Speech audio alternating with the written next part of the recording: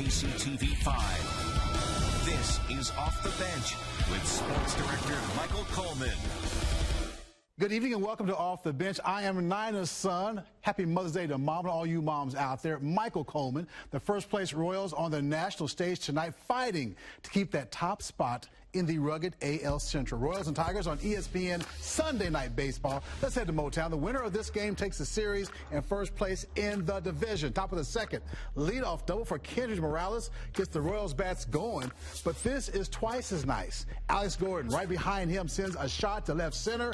Morales will score, and Alex is standing at second. Royals lead 1-0.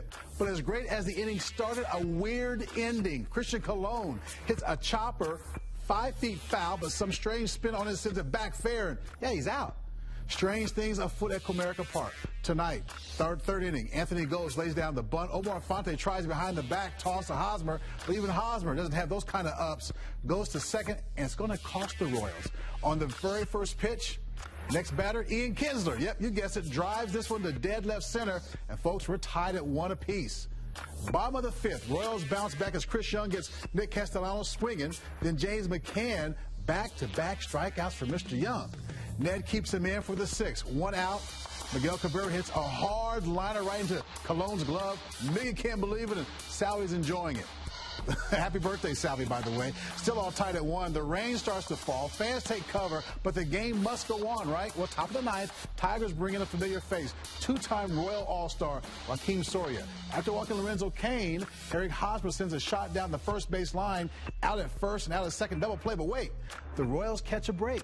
The ump confirms the ball was foul, but Hosmer would eventually pop up. But Soria gets a second chance. Morales hits into the 5-6-3 double play, and we're going into the bottom of the ninth.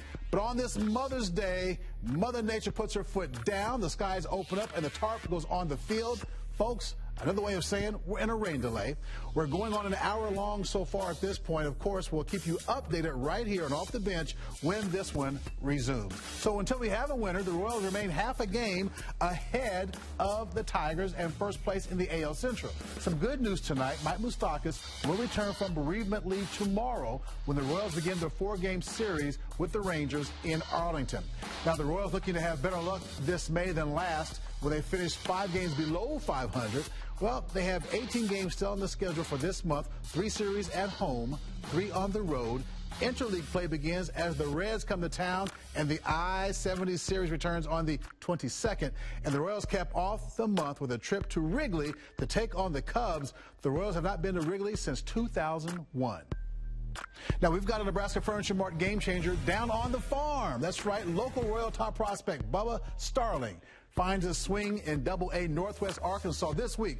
He hit 3 home runs in 3 straight games, promoted to Northwest Arkansas 2 weeks ago. He has a Starling does, average of 255 in his 14 games with the Natural. He's trying to have fun here, folks. Hey, the new commissioner of baseball, Major League Baseball, was in town this week with some high praise for Kansas City. Among the hot topics, new commissioner Rob Manfred was asked if he's pleased with the new changes he's made, specifically the pace of play rules to help speed up the game. This is one of those rare questions where I can say to you, I've liked almost everything about it so far, to tell you the truth. You know, the players have been unbelievably cooperative on this topic.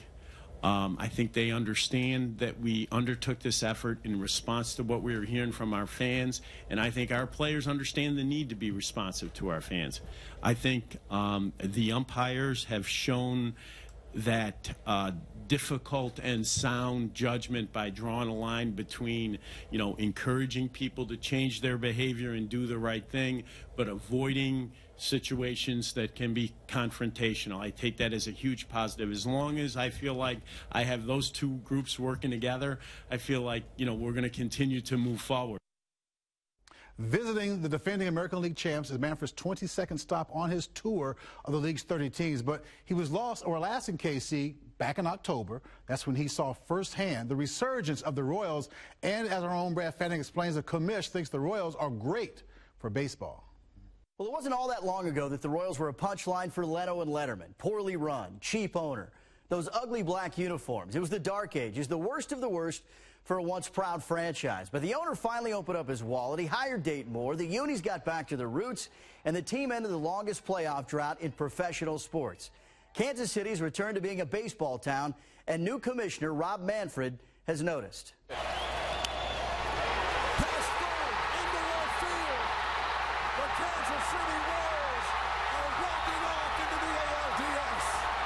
I'm really excited to be back here in Kansas City. I was here for the wild card game and then obviously for the World Series last year. Commissioner Rob Manfred is in his first year on the job, and he admitted during his stop at Kauffman Stadium Thursday morning that he fell into a terrific situation. Whenever I think about the condition of the game, I begin with competitive balance. That's what we sell. We sell competition. So in Kansas City, the second smallest market in Major League Baseball, ahead of only Milwaukee, can make it all the way to the World Series. Baseball, for the most part, is a well-oiled machine right now. Well, I do believe that we have a system that within which you can draft, acquire young talent, and build a winner. It's still a tall order to actually accomplish that in the way they have here. We homegrown here, baby. Yeah. It starts with making sure that you draft wisely, develop appropriately, do the strong work internationally that puts you in a position where you can have a steady flow of talent coming into the States. TV ratings have dominated locally. Gear goes flying off shelves. They've had 6 sellouts that are averaging over 30,000 fans per game. In every small market, the teams can look at it, take it as concrete evidence of their ability to compete, and quite frankly, they can aspire to it. While the commish loves just about everything the Royals are doing right now, he's not on board with the bench-clearing fiascos, the suspensions, and throwing at hitters' heads. He did say that that will be something that gets discussed at the owners' meetings. But when the smallest markets and the biggest sports are winning, he says it's good for everybody. Michael? Thanks a lot, Brad. We'll take it every time. Now, meanwhile, the thousands of fans at Kansas Speedway got their money's worth last night. A winner wasn't even crowned in the NASCAR Sprint Cup SpongeBob SquarePants 400 until after midnight, thanks in part to a more than 2-hour rain delay. Here's how the night race breaks down. Joey Logano, he was the pole sitter. The weather cooperated for a while, then 7 laps in, a caution. Jimmy Johnson gets her going semi-sideways. The 26 car has some issues as well. Same with Jeb Burton in the Dr. Pepper car. Logano led the race 29 laps before the rain, but it's Martin Truex Jr. that was really starting to run away with this thing. He led for 38 laps before the weather blew and the red flagged the race. 98 laps in, that 2-hour delay set in, lightning and everything. We finally get back to the action around 10 o'clock. At 7 past midnight, it was Jimmy Johnson crossing the finish line. And, folks, he would take the checkered flag. Jimmy Johnson now leads the Sprint Cup standings with his second win and 6 top 5 finish. Rounding out the top 5 at Kansas, Harvick, Jr., Gordon, and Logano. As for our local guys, well, Carl Edwards and Clinton Boyer finished bumper to bumper. Edwards came in at 20th after leading 12 laps, Boyer at 21. Also of note, Danica Patrick finished 27th of the 43 drivers. Well, with the Speedway taking over KCK, Sporting KC took over the nation's capital. Last night against DC United, just before the half, Sporting down 1-0, but Roger Espinoza finds Dom Dwyer, that man right there. We're all tied up. This is worth a second look. Beautiful. Second half, however, scary moment when Sporting set Sinovic, clash with David Arnold. But Sinovic is tough. He'd wrap it up and get back out there. Yeah, a little bloodshed there. Then deja vu. This time it's Graham Zusi taking the hit. He came back in the game, but later had to leave. No word on his condition. 2 Sporting players banged up, and this one ended in a 1-1 draw. Just doesn't seem fair, does it? But Sporting is still unbeaten in their last 3 matches. All right, still ahead right here on Off the Bench. 15 years after his legendary father passed away, we talked to Darian Thomas, who's filling the charitable shoes of his dad, Derek Thomas. Stay with us. This is the Off the Bench in high definition, brought to you by Sprint. We'll be right back.